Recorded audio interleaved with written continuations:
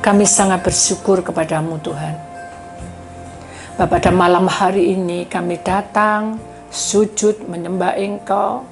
Kami tahu bahwa hari-hari ini adalah hari-hari jahat, di mana banyak hal yang terjadi yang di luar kendali kami. Tetapi bersama Engkau kami hidup, bersama Engkau kami masuk dalam jaminan-Mu. Maka itu biarkanlah inilah Tuhan tubuh roh jiwa kami. Kami siap untuk mendengarkan sabda-Mu dan berbicaralah Engkau lewat lidah bibir hamba-Mu dan berpesanlah Engkau. Di dalam nama Tuhan Yesus yang percaya kita sama-sama berkata amin. Beri kemuliaan pada Tuhan saudara. Puji nama Tuhan, silakan duduk kembali. Shalom. Puji Tuhan. Ada sukacita hari ini?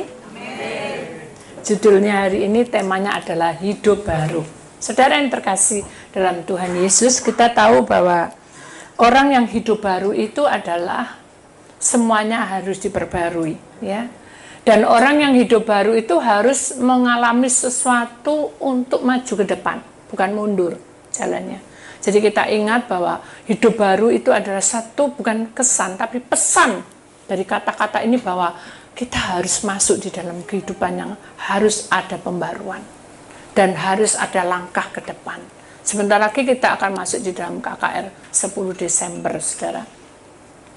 Dan persiapan untuk KKR ini tidak main-main. Kenapa? Karena kita puasa. Dan dengan puasa itu kita juga bisa mengendalikan diri. Kalau secara lahiriah.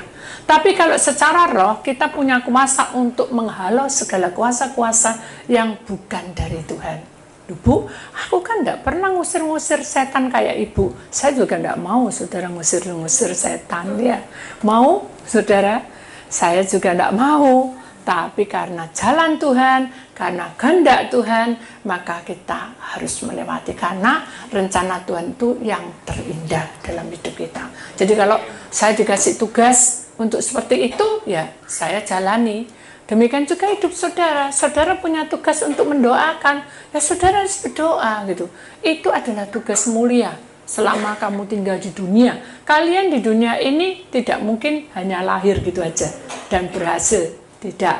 Tapi nohatesi oleh hema ogesika. Itu bahasa rohnya bahwa kamu ini adalah anak-anakku, kata roh Allah.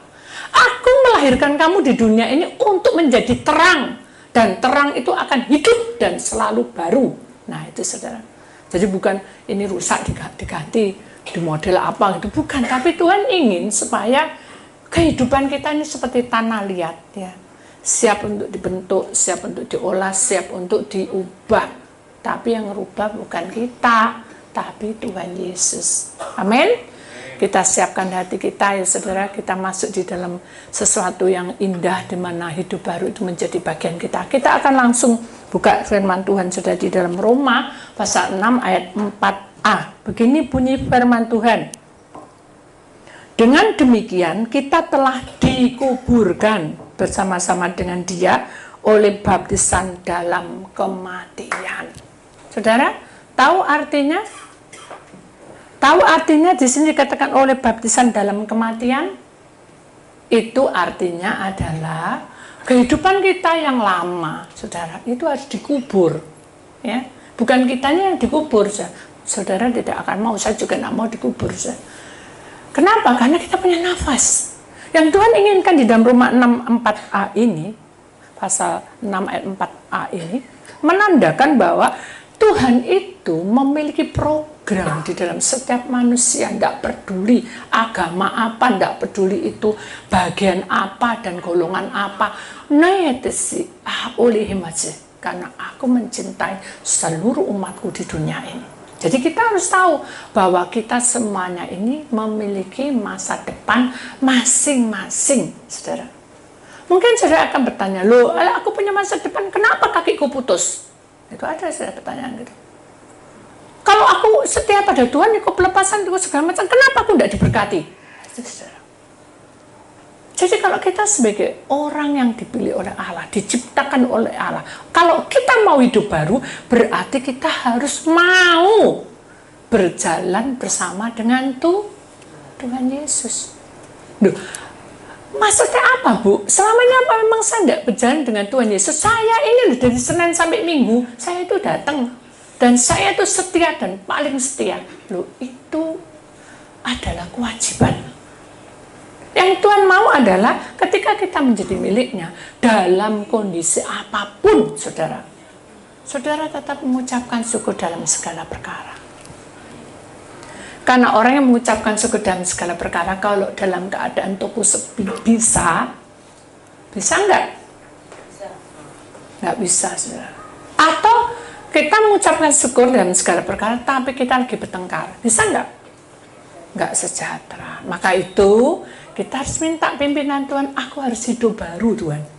Kalau aku punya memori ini, enggak enak sekali. Aku ini lagi bertengkar, enggak enak sekali. Itu memori, saudara. Itu akan mengikat kita, dan kalau tidak diputuskan, itu akan kita mengalami sesuatu kehidupan yang depresi, di mana memori itu akan terus bertumbuh, dan itu akan ingat di saat saudara disakiti. Saudara pernah mengalami enggak?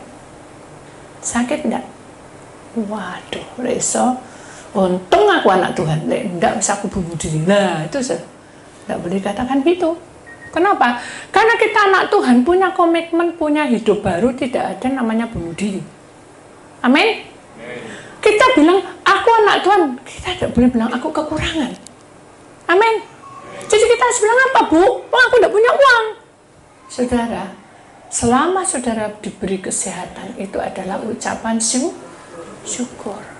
Syukuri ya, seperti janda di Sarfat. Saya suka itu kisah. Dia miskin, saudara.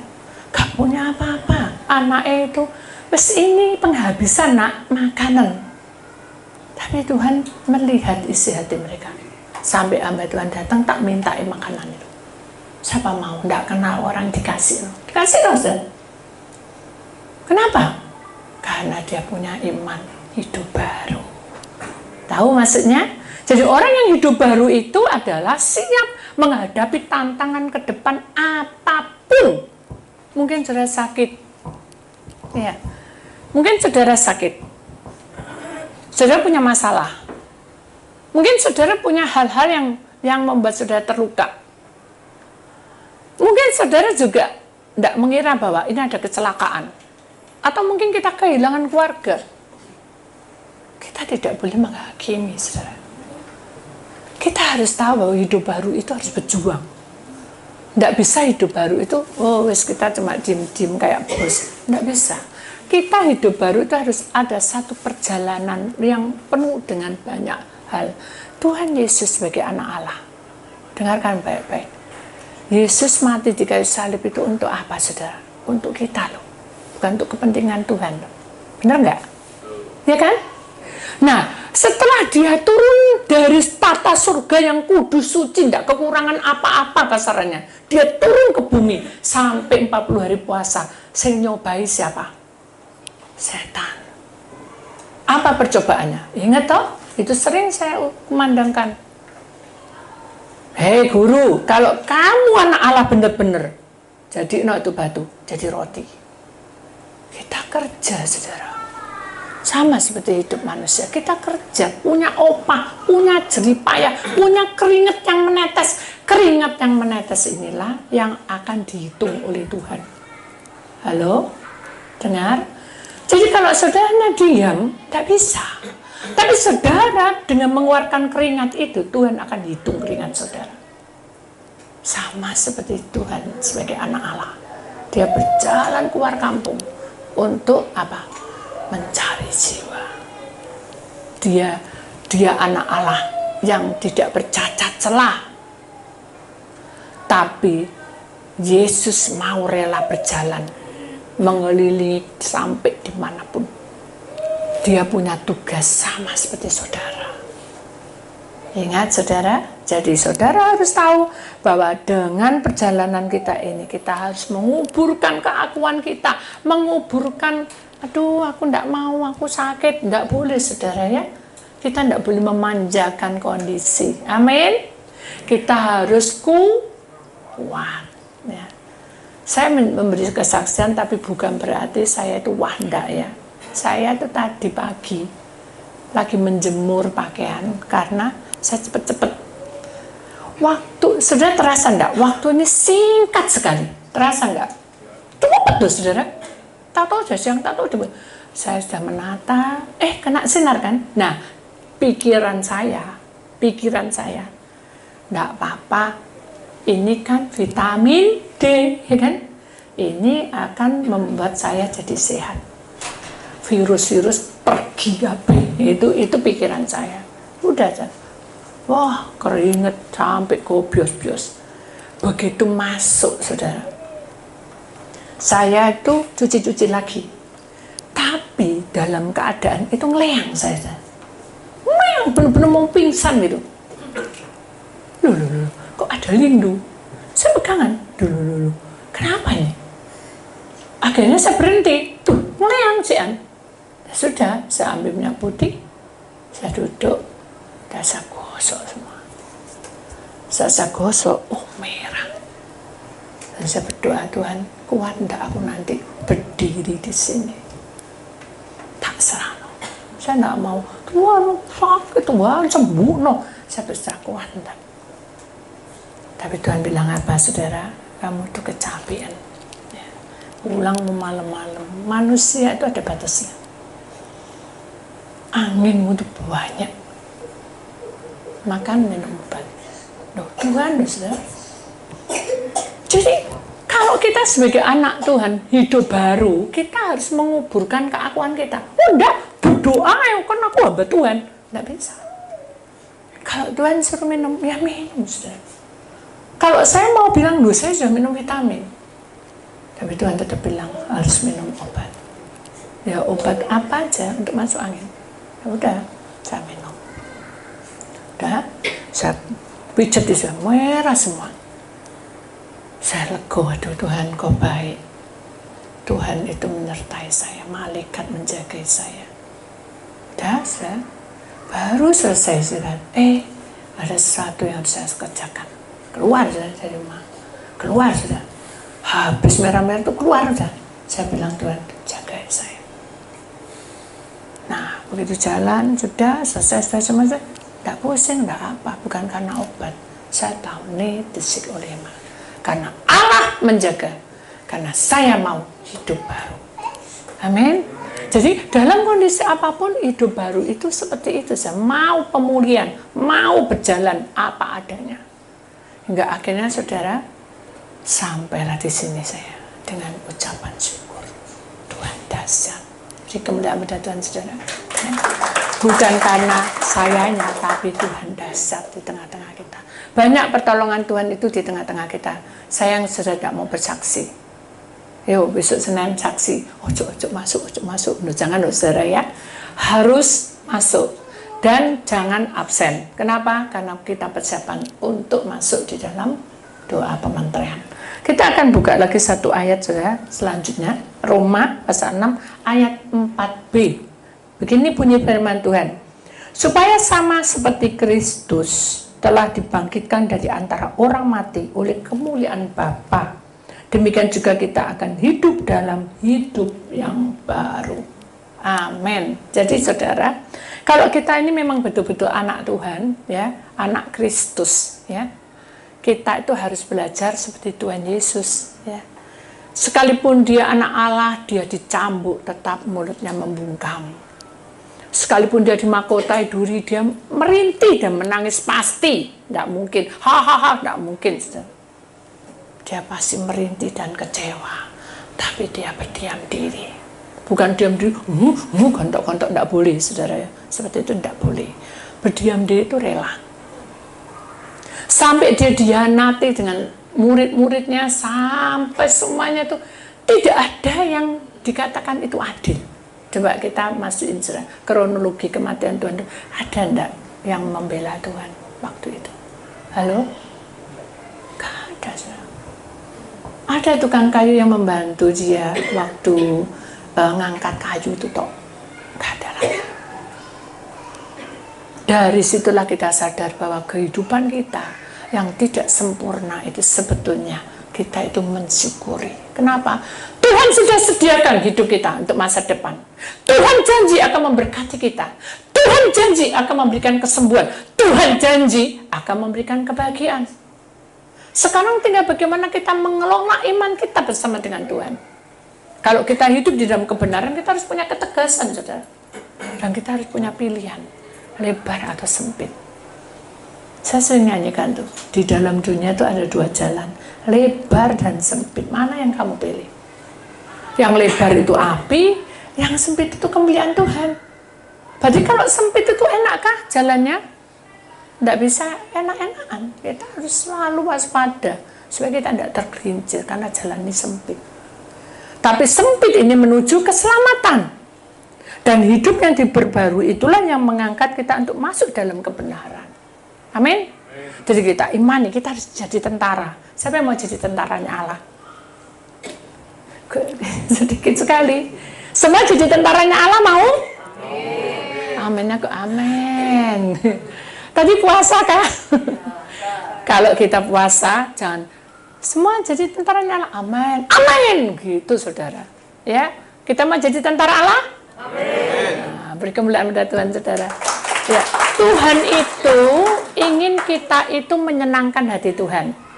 Bukan berarti kita tuh seneng nyanyi-nyanyi gitu. Nyanyi-nyanyi di sini seneng, tapi di luar mesui saudara. Nyanyi-nyanyi di sini seneng, tapi di luar bencek no saudara. Marah-marah, mendelik. Nah, itu saudara. Tuhan tidak ingin kita berdua muka, ya. Tuhan ingin kita tidak seperti bunglon. Kalau di sini sukacita, di luar juga sukacita. Kalau kita pemarah bagaimana Bu? Wong ini keluar dewek sungote, wis sudah biae loh. Ya ngerti sudah biae kayak orang ngerokok itu tuh saudaranya sudah biae ngerokok. Suruh ndak ngerokok, pahit mulutnya, betul ndak? Suruh puasa, biasa ndak puasa, perutnya kruk-kruk, betul ndak? Nah, itu adalah sesuatu sebab akibat. Kalau saudara memilih yang benar, walaupun kita harus menderita, dalam arti menderita itu nahan makan, kalau itu puasa ya, ada bakul bakso, bakul apa, seneng enak, ngelek-ngelek tok, enggak apa-apa, ngelewati aja, itu bisa setiap hari. Tapi puasa itu jarang terjadi. Amin.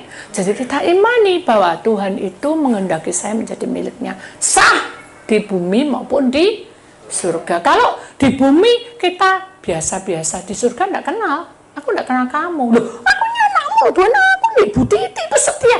Lah aku enggak tahu, enggak kenal kamu. Namamu enggak ada di sini. Kenapa? Karena kita enggak pernah menyapa Tuhan Yesus. Ayo sapa dia. Amin. Sapa pagi, selamat pagi Tuhan. Pagi, selamat siang Tuhan, aku mau ke sini. Loh, tak apa-apa saudara. Saudara itu menghormati, saudara itu menghargai. Tuhan hadir dalam hati ini, Tuhan aku mau ini loh, aku mau itu loh. Loh dikasih yang bagus saudara. Itu banyak kesaksian.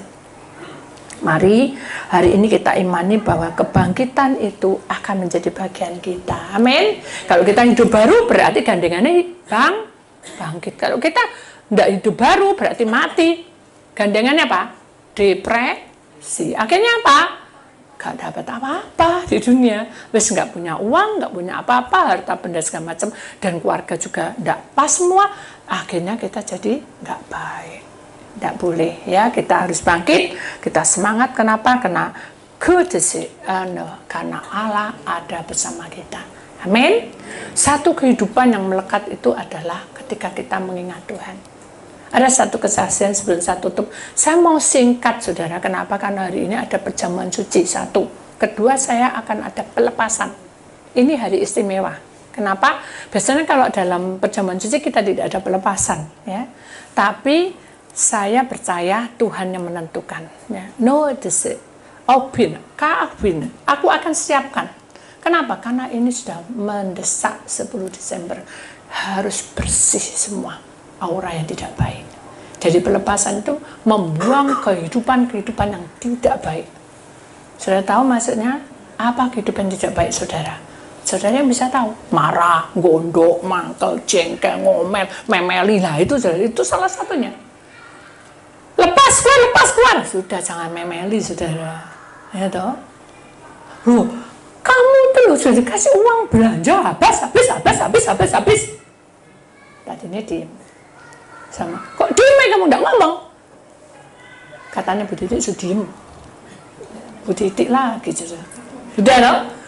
Orangnya pergi ngomel, gak selamat. Nah itu saudara, itu namanya memeli. Orangnya pergi kita ngomel. Ada di sini?